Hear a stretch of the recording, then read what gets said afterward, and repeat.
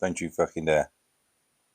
Don't you dare. Don't you fucking dare. Not a fucking Ducati. Fuck me. No. Fucker. You fucking cunt. Not on this one. Not. Hey, guys and girls, toasters, whatever it is you want to call yourself these days. Thanks for joining me. Thanks for subscribing. Thanks for liking my videos. I'll keep them coming thick and fast.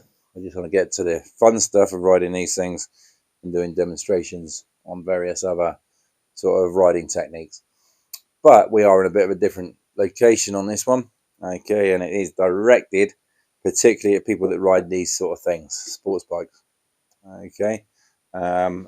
And over a period of time I will do short videos explaining various riding techniques and various bits and pieces, and they'll just be little shorty videos. Now on this video I'm talking about gadgets.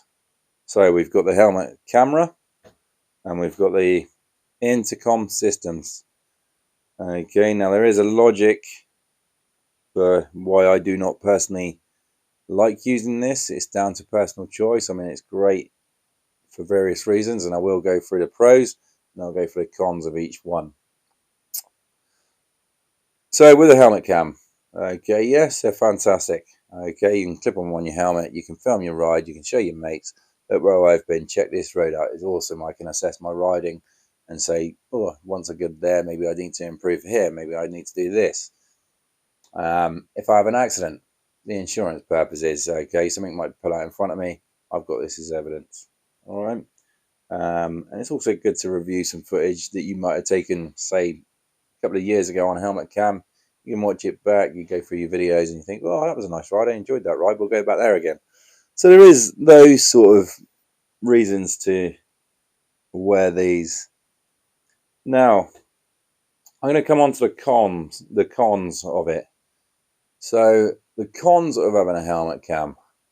Number one, why do you need extra hassle of getting something charged up, plugging it in, turning it on, making sure it's working, making sure it's the right angle? Why do you need the hassle of that? The problem is you've got enough hassle getting these things ready, okay, doing them bolts checks of brakes, oil, lights, tyres, steering and suspension, tyre pressures, all that sort of stuff, chains lubed. Okay, why do you need any more hassle than what you need? Okay, so I don't really personally like these things. Fucker. And then we come on to the main reason I don't wear them. Most people that speak to me about helmet cameras are people that ride sports bikes.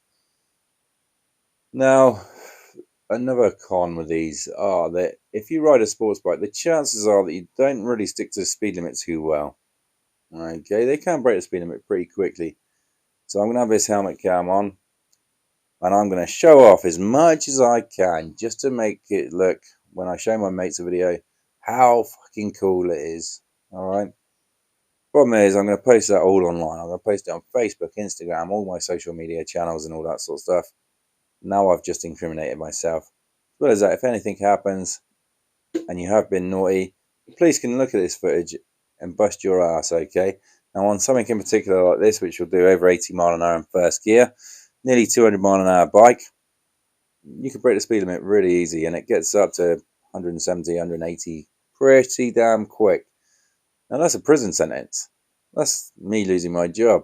Okay, so ideally, that's the only reason I don't wear the cameras, is because if you do, remember, we're all human, we all make mistakes.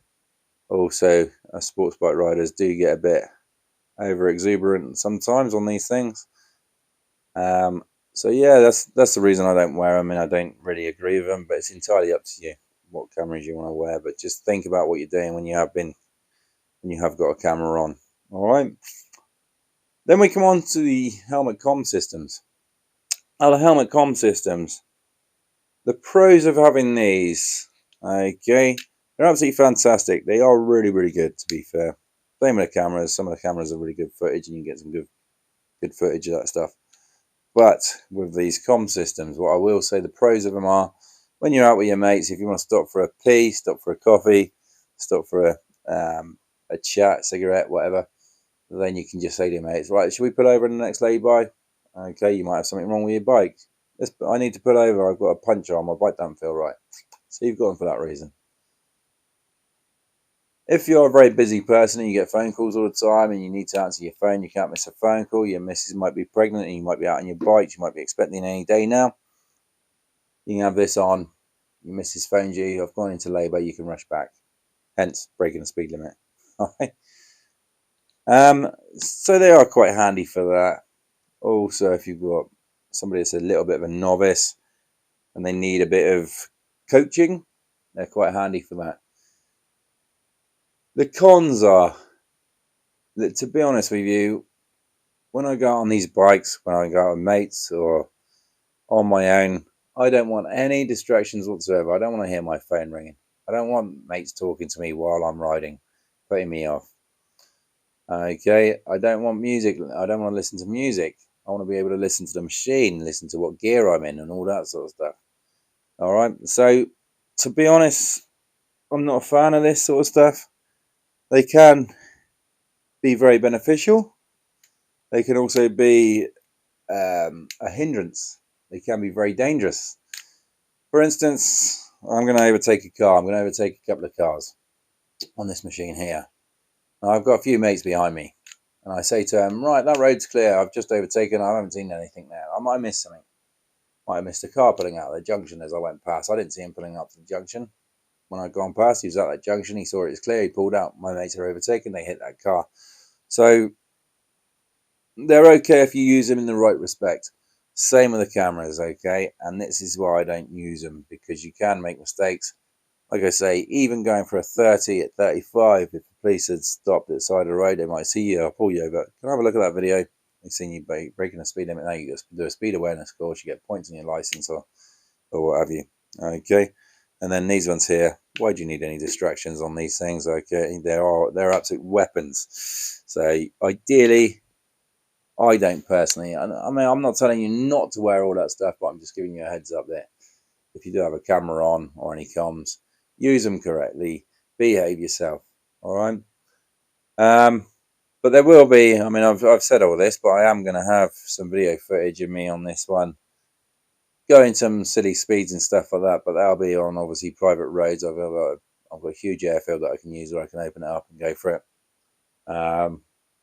But yeah, like I say, I'll be riding techniques with this sort of bike as well. All right. So hope you enjoyed the video. Hope you understood what I was explaining, and it opened your mind to these cameras and the comms and all that sort of stuff. You know, I'm not telling you not to wear them, but if you do have them, think about what you're talking about. Think about what you're filming. All right, and you're riding. Right. Hopefully, I'll post a video up completing the CBT checks. That'll be the periodic checks. Will be the next video. But that'll be a longer video, obviously. But until then, thumbs up, knees down. That weather's on its way. I'll catch you later.